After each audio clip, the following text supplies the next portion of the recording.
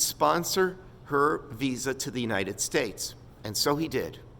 And then he began to sponsor other relatives back in Germany. And then Lemla realized that there are so many German Jews who are desperate to leave.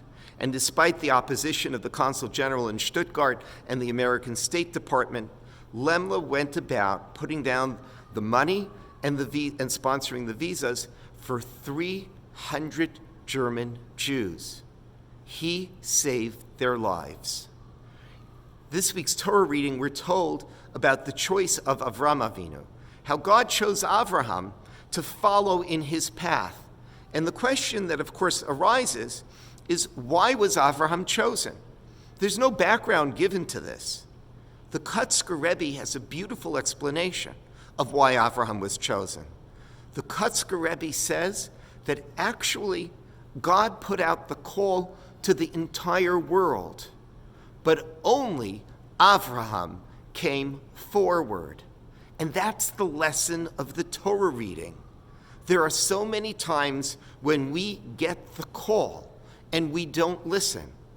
There was an American historian who said about Lemla that the dirty secret of the American Jewish community was that there were so many others who could have done what Lemla did, but they didn't.